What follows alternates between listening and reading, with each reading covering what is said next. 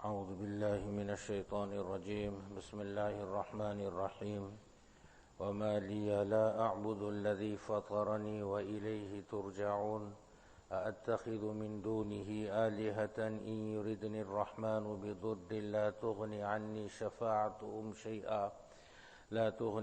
شفاعتهم شيئا ولا ينقذون إني إذا لفي ضلال مبين إني آمنت بربكم فاسمعون. These are verses 22, 23, 24 and 25 of Surah Yaseen, continuing with the discussion of this man, this Rajul that Allah Tabaraka wa Ta'ala had spoken about, Habib ibn Ismail al-Najjar. When he saw his people disbelieve, they became arrogant and they became aggressive against these messengers. The first thing that he told them is follow these messengers. Ya qawmi ittabi'ul mursaleen. Follow them because they have no ulterior motive and they are guided obviously by Allah Tabaraka wa Ta'ala. Now his methodology is a very, very unique methodology. The methodology he uses is not to tell his people what they should do, but rather he tells them what he has done. Inni taraktu millata qawm. Sayyidina Yusuf alayhi salatu wassalam, when he was in prison, he also adopted more or less the very same methodology, telling the prisoners about his own creed, telling them about his own belief, that he had left idolatry, and of course he worshipped Allah Tabaraka wa Ta'ala.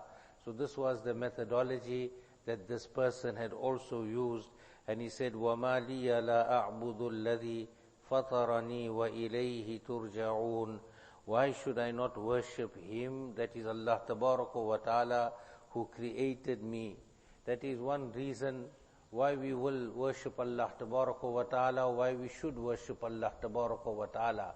Ultimately, we should understand we worship Allah because Allah is Allah.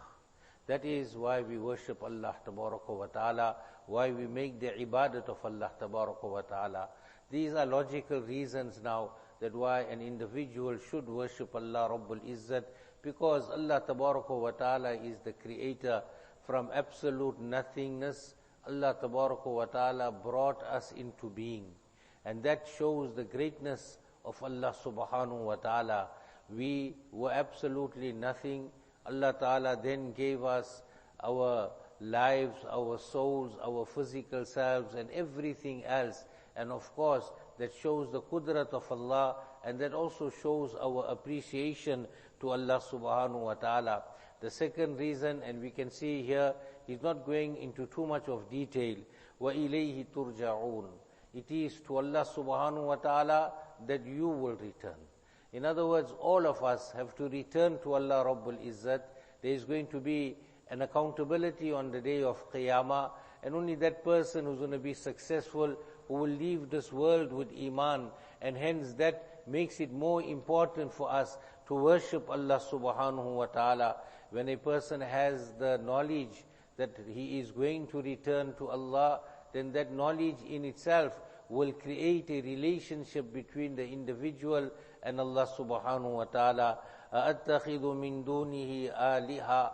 Should I assume, should I worship another deity besides Allah Subhanahu wa Ta'ala, when Allah Tabaraka wa Ta'ala has such power, such might, يُرِدْنِ الرَّحْمَنُ بِضُرٍّ, that if Allah Subhanahu wa Ta'ala intends any harm, if Allah Tabaraka wa Ta'ala intends anything that is averse to an individual, then لَا تُغْنِ عَنِّي شَفَاعَتُهُمْ شَيْئًا, that the shafa'at, the intercession of these idols cannot avail a person in any way, in any form. Now again here, he also brings about that there is no relationship of intercession between any idol, any deity with Allah Subhanahu wa Ta'ala. Here he does not speak about the idol itself being able to avert the difficulty that Allah Tabaraka wa Ta'ala places an individual into. Now they were idolaters, and that is why he brings about this whole concept of idolatry. But in our sense also, that if Allah Tabaraka wa Ta'ala desires that some affliction, some difficulty comes upon an individual, and that difficulty is not necessarily harm, it is not necessarily bad for us, but when it does come, can all the technologies of this world come together and remove that difficulty, that affliction that a person is in or a community is in? None. And then number two is, they cannot even save us from those afflictions. How many a tsunami has taken place, how many an earthquake has taken place, with all the alert systems of the world.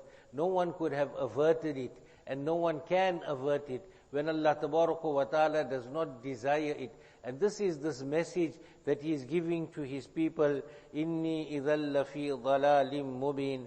And certainly, if I do this, if I worship any god, any idol besides Allah subhanahu wa ta'ala, if I worship any deity besides Allah, then certainly I am in manifest error.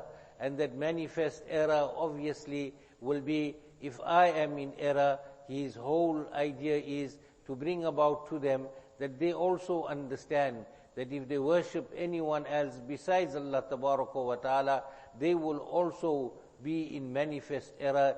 Inni amantu bi rabbikum fasma'un.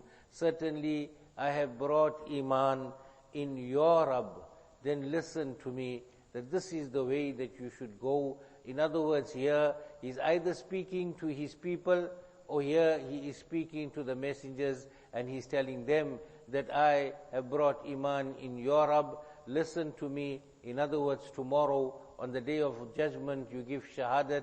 Or he's speaking to his people and he's telling them, as much as Allah Tabaraka wa Ta'ala fatarani, Allah created me, Allah is my Rabb, Allah Tabaraka wa Ta'ala is your Rabb. So this is one aspect that we need to bring in our lives, and Allah Tabaraka wa Ta'ala make it a reality, that we invite people towards Allah Tabaraka wa Ta'ala, speaking about the greatness of Allah Rabbul Izzat.